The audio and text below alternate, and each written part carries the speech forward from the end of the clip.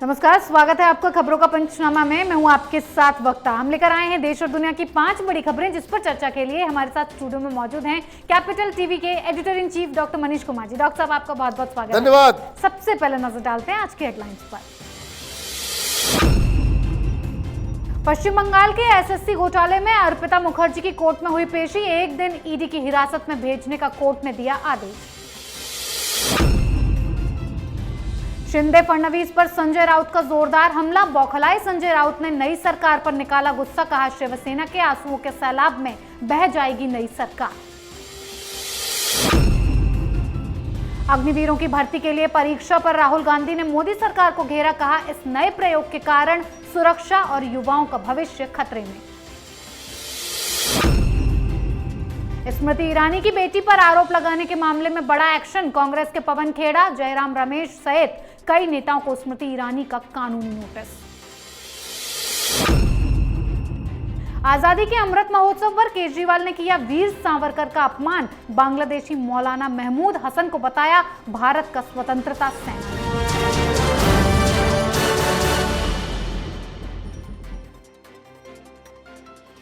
आज की सबसे पहली खबर में बात ममता बनर्जी के राज्य में हुए घोटाले से करते हैं। ममता बनर्जी के नेता पार्थ चटर्जी और उनकी करीबी अर्पिता मुखर्जी पर ईडी का शिकंजा कसा जा चुका है। ये शिकंजा एसएससी घोटाले में कसा गया है, जिसमें पार्थ चटर्जी को गिरफ्तार किया गया है और उनकी करीबी अर्पिता मुखर्जी को हिरासत में लेकर कोर्ट में पेश किया गया। अर्पिता के घर से 21 करोड़ कैश बरामद हुआ है। ईडी ने अर्पिता की रिमांड मांगी है, जिसके बाद ईडी को 1 दिन की रिमांड दे दी गई है। डॉक्टर साहब, 1 दिन की ही रिमांड क्यों दी गई? देखिए, इसमें 1 दिन की रिमांड इसलिए दी गई है कि इसमें और भी कई सारे पहलू आते जाएंगे और ईडी अगर वो केस बनाने में कामयाब हो जाती कि मनी लॉन्ड्रिंग का मामला है तो ये लंबे दोनों व्यक्ति अर्पिता और पार्थ चटर्जी ये दोनों ही लंबे समय के लिए जेल में रहेंगे।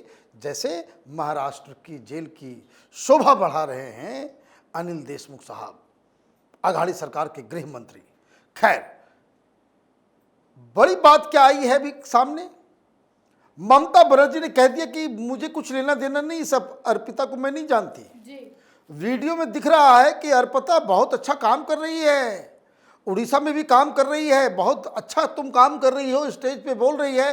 और ममता बनर्जी अचानक से शांत हो गई जी। अब वो नहीं पहचान रही। कल वो पार्थ चटर्जी को भी नहीं पहचानेगी। क्यों? पार्थ चटर्जी दादागिरी करने पे उल्टे हुए हैं और हाईकोर्ट से जो फटकार लगी है उनको कहा गया कि भाई एक ही दिन में आपकी तबीयत इतनी खराब हो गई कि पश्चिम बंगाल सरकार, ममता बनर्जी की सरकार के हॉस्पिटल के अंदर हड्डी का डॉक्टर, तो हार्ट का डॉक्टर, किडनी का डॉक्टर, लीवर का डॉक्टर, पूरी टीम बना दी और वहां पे कोई सुरक्षा नहीं। कोई भी आ रहा है, कोई भी जा रहा है, कोई भी मिल रहा है। तो पार्थ चटर्जी की पूरे ड्रामेबाजी को खत्म करते हुए हाईकोर्ट ने कहा दिल्ली से एम्स से बुलाओ, जरा इसकी चेकिंग करवाओ कि 1 दिन पहले तक तो ये ठीक ठाक नजर आ रहा था, ईडी की हिरासत में जाते ही अचानक से इतनी सारी बीमारियां क्यों हो गई।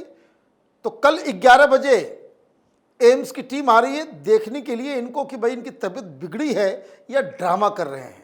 फटकार लगाई गई है हाईकोर्ट के द्वारा।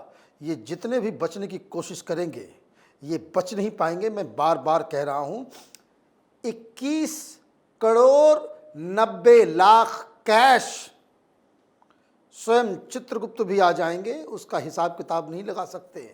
इनको तो जाना ही होगा जेल। जी बिल्कुल। एक तरफ घोटाले के अपराधियों की रिमांड ली जा रही है और दूसरी तरफ शिवसेना की कमान शिंदे अपने हाथों में पूरी तरह से लेने की तैयारी कर चुके हैं। ऐसे में जब बाजी हाथ से जाती दिखी तो उद्धव के चहेते संजय राउत फिर अपने पुराने रूप में आ गए और डायलॉग देने लगे कि ये नई सरकार शिवसेना के आंसुओं के सैलाब में बह जाएगी। और ये इसलिए कहा गया है कि चुनाव आयोग ने 8 अगस्त को दस्तावेज मांगे हैं कि दिखाओ कौन मजबूत और असली शिवसेना है। डॉक्टर साहब, संजय राउत के बौखलाने से अब क्या होगा? खेल तो खत्म होने वाला है। ये तो रोने लगे। ये कह रहे हैं सिर्फ सैनिकों की आंसुओं के सैलाब में। कितना रोएंगे भाई कि आंसुओं से सैलाब आ जाएगा? हद हो गई। कल तक ये शमशान भेज रहे थे, धमकियां दे रहे थे, कि सड़क पर निकलो, बिना शिवसेना के नाम से आना पड़ेगा चौपाटी, कहां फंसे हो गुवाहाटी में, हाँ। और अब आंसुओं का सैलाब, तो हम तो देखना चाहेंगे कि संजय राउत जी ही शुरू करें। सैलाब तो उनके आंसुओं से नहीं आएगा, लेकिन फिर भी कुछ धारा तो निकले। अजीब कहानी है। यहां मसला इसी के सामने फंसा हुआ है। पार्टी का नाम भी लेने वाले हैं वो, सिंबल के साथ साथ। उद्धव ठाकरे को अगर अपनी राजनीति आगे बढ़ानी है तो उनको अलग नाम से पार्टी बनानी होगी। क्यों? क्योंकि इलेक्शन कमीशन के अंदर ये एक राय बन चुकी है, जो तमाम अधिकारी हैं जिनसे हम लोगों की बातचीत हो रही, कि ये तो दिन के उजाले की तरह साफ है कि ज़्यादातर एमपीज और एमएलएज और पार्षद वो एक नाथ शिंदे के साथ हैं। ये तो पार्टी और कार्यकारिणी और सिंबल, लोकसभा के अंदर विप, विधानसभा के अंदर विप, ये हर जगह एक नाथ शिंदे के हाथ में पूरी बागडोर आ जाएगी। और तब संजय राउत आंसुओं का सैलाब, तब इनके आंसुओं से सैलाब निकलेगा। जी डॉक्टर साहब, शिवसेना के नेताओं का सियासी सफर अब अंधकार में होता जा रहा है, जिसकी वजह से बौखलाहट ज्यादा है। यही बौखलाहट राहुल गांधी में भी है, जो मोदी सरकार पर अपनी खींच निकालते रहते हैं। हर उस काम पर उंगली उठाना नहीं भूलते हैं राहुल गांधी जो मोदी सरकार करती हो। अग्निपथ को लेकर कांग्रेस नेता राहुल गांधी ने कहा है कि प्रधानमंत्री नरेंद्र मोदी की प्रयोगशाला के इस नए प्रयोग के कारण देश की सुरक्षा और युवाओं का भविष्य खतरे में है। 4 साल के ठेके के बाद हजारों की संख्या में रिटायर होने वाले अग्निवीरों का भविष्य क्या होगा? डॉक्टर साहब, राहुल गांधी को अग्निवीरों की इतनी चिंता कैसे सताने लग गई? देखिए, उनको अग्निवीरों की चिंता नहीं है, उनको देश की सिक्योरिटी का भी कोई चिंता नहीं है, ना ही इंटरनल सिक्योरिटी, ना ही एक्सटर्नल सिक्योरिटी। ये आदमी पढ़ता लिखता नहीं है। जब कोई नेता और एडिटर अखबार पढ़ना बंद कर दे तो वो इसी तरह की गूफअप करता है। इनका तो एक रोज़ाना दिनचर्या है। लोग सवेरे उठते हैं, वॉशरूम जाते हैं, पूजा पाठ करते हैं। इनके दिनचर्या में एक और चीज़ है। 9 बजे ये ट्वीट ढूंढते कि भाई आज मोदी के खिलाफ क्या गाली देना है जी। और आपने सवेरे सवेरे कर दिया बिना अखबार पढ़े हुए। साथ ही साथ खबर भी आई है कि 3000 अग्निवीर के लिए 1.5 लाख से ऊपर लोगों ने अप्लाई किया है। 1 तारीख को परीक्षा है। आप हवा में उड़ो, जमीन से कोई लेना देना नहीं। मोदी की घृणा में आप इतने अंधे हो चुके हो कि आपको समझ में नहीं आ रहा है कि देश में क्या चल रहा है। ठेका आप बता रहे हो। भाई, कोई व्यक्ति 6 महीने के लिए भी हिंदुस्तान की सेना की वर्दी को वो पहनेगा तो वो उसके लिए गौरव की बात होगी। ये गर्व का मौका है। और इसलिए जो भारत के सपूत हैं वो लाखों की संख्या में अग्निवीर बनने को तैयार हैं। और जो इटली पे जिनका ज़्यादा ध्यान होता है वो इस तरह की योजनाओं में खामियां ढूंढने में अपना समय बर्बाद करते हैं। और उनके चेले चपाटी सोशल मीडिया में ये जो वेतन भोगी कार्यकर्ता कांग्रेस पार्टी के अंदर हैं वो उसको ट्वीट रिट्वीट और ट्रेंडिंग कराने में ही अपना जीवन बर्बाद करते हैं। जी बिल्कुल, लगता है कि कांग्रेस पार्टी और उनके नेताओं का भविष्य अंधकार में ही रहेगा। अग्निवीरों पर सवाल उठाए, मोदी के हर काम पर सवाल उठाए, लेकिन इस बार केंद्रीय मंत्री स्मृति ईरानी की बेटी के बारे में कांग्रेस ने जो आरोप लगाए हैं उसका जवाब स्मृति ईरानी ने दिया है। गोवा के सिली सॉल्स कैफे एंड बार को लेकर छिड़े विवाद में केंद्रीय मंत्री स्मृति ईरानी ने उनकी बेटी जोयश ईरानी पर प्रेस कॉन्फ्रेंस कर आरोप लगाने के लिए कांग्रेस और उसके नेताओं को कानूनी नोटिस भेजा है। कांग्रेस पार्टी, कांग्रेस के नेता जयराम रमेश और पवन खेड़ा को ये नोटिस भेजा गया है और माफी मांगने को कहा गया है। डॉक्टर साहब, कांग्रेस पार्टी ने जिस आधार पर इतने बड़े आरोप लगाए उसी आधार पर स्मृति ईरानी ने बड़ा एक्शन लिया है। देखिए, बहुत घृणित काम हुआ है। जयराम रमेश और पवन खेड़ा को इमीडिएटली 24 घंटे के अंदर अनकंडीशनल अपॉलॉजी दे देनी चाहिए। क्योंकि अगर ये नहीं होता है तो आप समझिए हिंदुस्तान की राजनीति में वो सब होने लग जाएगा जो अब तक नहीं हुआ है। मतलब ये कि नेताओं के बाल बच्चों के ऊपर राजनीति शुरू हो जाएगी। और यकीन मानिए कांग्रेस पार्टी के कई सारे लोग अपना चेहरा नहीं दिखा पाएंगे अगर इनके बच्चों के ऊपर स्टिंग ऑपरेशन किया जाना शुरू कर दिया जाए तो। ये एक लक्ष्मण रेखा क्रॉस किया गया है।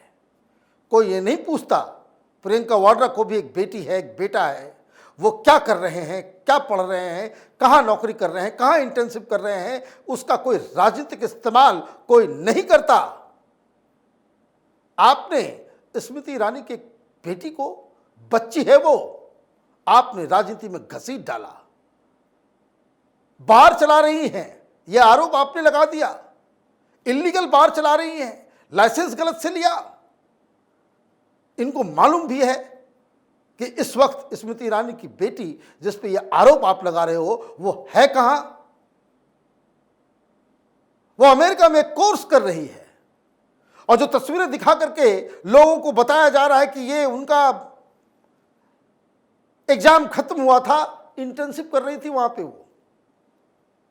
लेकिन जब लोग घृणा में अंधे हो जाते हैं और चमचागिरी करने के चक्कर में अपनी बुद्धि को गिरवी रख देते हैं कि राहुल गांधी खुश हो जाएंगे, प्रियंका वाड्रा खुश हो जाएंगी, सोनिया गांधी खुश हो जाएंगी, इस स्मृति ईरानी को किसी तरीके से घेर लो, इसी ने हमारे युवराज को अमेठी में हराया था, तो यही सब आप गलतियां करोगे। और शर्म आनी चाहिए कांग्रेस पार्टी को कि आप किसी की बेटी को लेकर के आप इस तरह के गंदी और घटिया ओछी राजनीति पे उतारू हो। Smriti Irani is a fighter. उन्होंने सही काम किया है इन अधेड़ उम्र के लोगों को नोटिस देकर के। अगर ये अनकंडीशनल अपॉलॉजी नहीं करते हैं, मेरा तो यही सुझाव होगा इन लोगों के ऊपर क्रिमिनल डिफेमेशन लगा करके इन लोगों को जेल भेजना चाहिए। जी बिल्कुल डॉक्टर साहब, विपक्ष में बैठे नेताओं के कारनामे एक से बढ़कर एक हैं, फिर चाहे वो राहुल गांधी हो जो देश के खिलाफ बोलने से नहीं चूकते हैं, और या फिर दिल्ली के ईमानदार मुख्यमंत्री केजरीवाल हो जो देश के सेनानियों का अपमान और बांग्लादेशी मौलानाओं का गुणगान करते हैं। देश आजादी का अमृत महोत्सव मना रहा है और देश भर में भारतीय स्वतंत्रता सेनानियों के पोस्टर्स लगाए गए हैं, लेकिन केजरीवाल को बांग्लादेश के मौलाना से प्यार है और वो उसे भारत का स्वतंत्रता सेनानी कह रहे हैं। दिल्ली के जामिया नगर में आम आदमी पार्टी ने ऐसा फ्लेक्स बोर्ड लगाया है जिसमें भारतीय स्वतंत्रता संग्राम सेनानियों की तस्वीर के साथ बांग्लादेश के मौलाना महमूद हसन को जगह दी गई है। डॉक्टर साहब, केजरीवाल ने भारत के स्वतंत्रता सेनानियों के बीच एक बांग्लादेशी मौलाना को जगह क्यों दी है, क्या कारण रहा? दो वजह हैं, एक तो मूर्खता और दूसरी वोट बैंक की राजनीति। ये जामिया के अंदर ये रोहिंग्या जो बांग्लादेशियों की भरमार है, जितने बांग्लादेशी वहाँ नहीं आपको मिलेंगे उतना कहीं कंसंट्रेशन किसी जगह पे नहीं है। आप यूट्यूब पे जाइए और बस ये टाइप कीजिए बांग्लादेशी जामिया नगर, आपको ऐसे ऐसे वीडियोस मिल जाएंगे कि आपका होश उड़ जाएगा कि मस्जिद से लोग निकल रहे हैं, कहाँ से, तो बांग्लादेश से, ढाका से, सारे लोग उसी तरीके के आपको मिल जाएंगे। इसलिए ये चूक नहीं है। ये वहां पे जो अमानतुल्लाह है वो अगर ये काम किया होता तो बात समझ में आती। ये स्वतंत्रता का अमृत महोत्सव जो है, इसकी जो होर्डिंग लगाई गई है 1 महीने से लगी हुई है। आप किसी महापुरुष का नाम, एक होता कि भाई आपने नाम गलत दिया, फोटो गलती हो गई, नाम भी बांग्लादेशी मौलाना का है, कोई गलती नहीं है। ये मूर्खता है। मूर्खता इसलिए है, इसको लगा कि जामिया में जो पोस्टर लगा देंगे वो बंगाली सब तो खुश हो जाएंगे, बंगाली मुसलमान सब। लेकिन ये इसको पता नहीं था कि आजकल के ज़माने में कोई फ़ोटो खींच करके वायरल कर दे तो ये पोल पट्टी खुल गई, ये पोल पट्टी खुल गई। मैं बार बार कहता हूँ, ये केजरीवाल हिंदुस्तान की राजनीति का नटवर लाल है।